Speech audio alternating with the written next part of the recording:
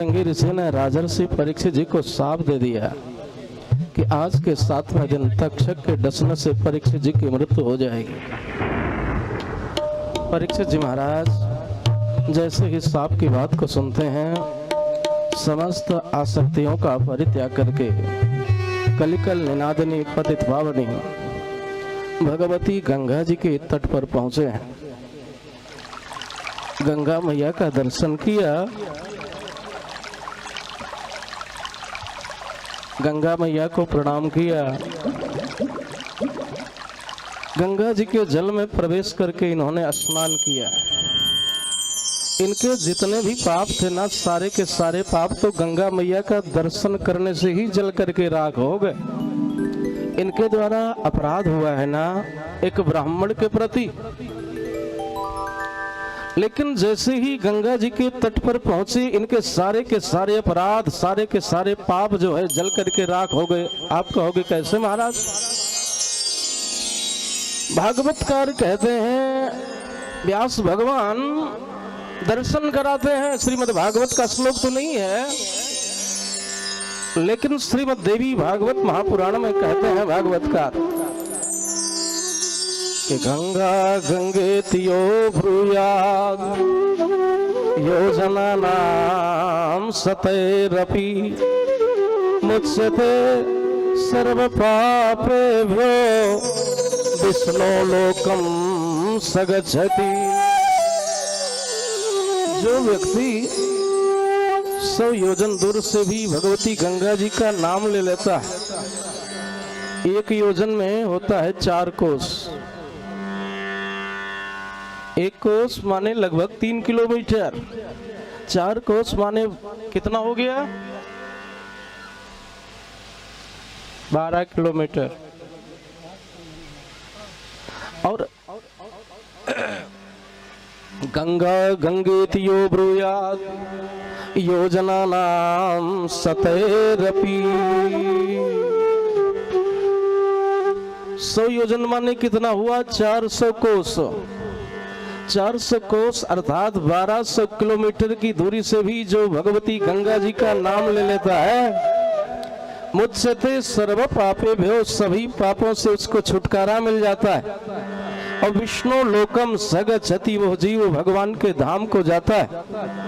ऐसी महिमा बताई गई है भगवती गंगा जी की। गंगा जी की महिमा के बारे में 2-4 बड़े सुंदर सुंदर श्लोक देखें।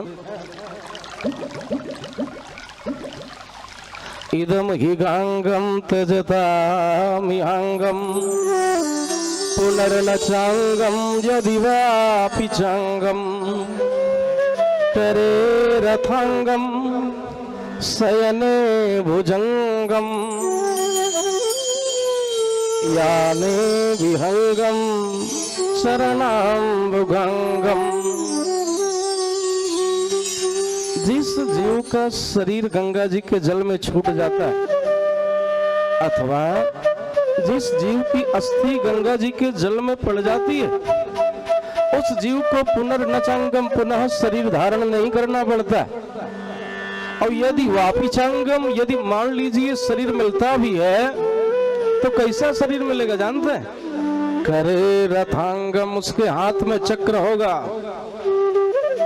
करे रथांगम शयने भुजंगम, शयन करने के लिए शेषनाग भगवान उसको सैया के रूप में मिलेंगे। और याने विहंगम, वाहन रूप में क्या मिलेगा? गरुड़ भगवान वाहन के रूप में मिल जाएंगे भैया।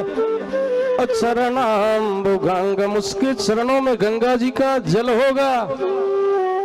जिसकी अस्थि गंगा जी के जल में पड़ जाती है उस जीव की मुक्ति हो जाती है। भाव यही कि उसको भगवान की सारूप्य मुक्ति मिल जाती है। वो जीव तो भगवान के सदृश हो जाता है।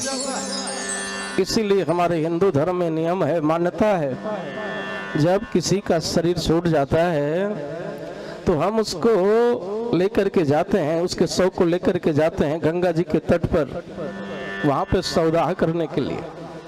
या मान लीजिए अगर वहां तक नहीं लेके जा पा रहे हैं, अपने क्षेत्र में ही सौदाह करते हैं, लेकिन अस्थि विसर्जन करने कहाँ जाते हो? गंगा मैया के पास में जाते हो ना। गरुड़ पुराण में तो लिखते हैं कि यावदस्ति मनुष्येषु गंगा तोयि निमज्जति ता वर्ष सहस्राणि स्वर्गलोके महीयते। जितने दिनों तक जीव की अस्थि गंगा जी के जल में पड़ी रहती है ना, ता वर्ष सहस्राणि, उतने 1000 वर्षों तक वो जीव भगवान के धाम में प्रतिष्ठित रहता है। ध्यान रखना। और सुनो सुनो भैया, दृष्टवा जन्म शतम पापम, गंगा जी की महिमा के बारे में तो बड़े सुंदर सुंदर श्लोक। दृष्टवा जन्म शतम पापम पीत्वा जन्म शतद्वयम् स्नात्वा जन्म सहस्रेण हन्ति गंगा कलौ युगे। गंगा जी का दर्शन करने मात्र से ही, मैया का दर्शन कर लो ना, जन्म शतम पापम, 100 जन्मों के पाप नष्ट हो जाएंगे।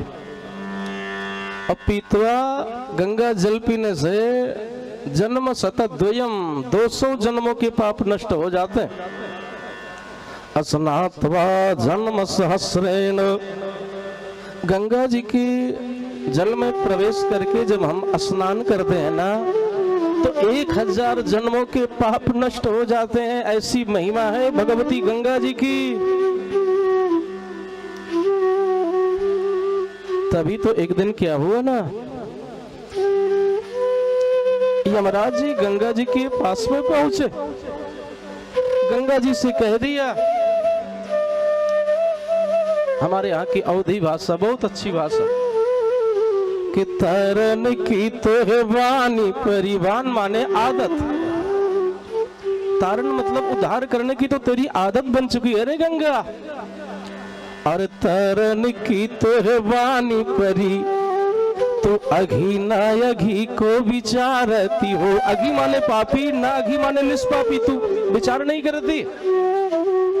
और तरन की तो है वाणी परी, तो अघी न अघी को विचारती हो। अब पापी सुरापी पे कई के कृपा, भगवान के धाम पठावती हो। अब विष्णु महेश के दूतन सो, मेरे दूतन को पिटवावती हो। और एक नंगा के शीश पे बैठी के गंगा, किसके शीश पे बैठी है, किसके सर पे गंगा? शंकर भगवान के ना। आज यमराज जी वही कह रहे हैं कि एक नंगा के शीश पे बैठी के गंगा, नाहक दंगा मचावती हो। बोली गंगा मैया की जय हो। तो भगवती गंगा जी का दर्शन करने से, गंगा जी का नाम लेने से, गंगा जी के जल में प्रवेश करके स्नान करने से जीव के सारे पाप जल करके राख हो जाते हैं।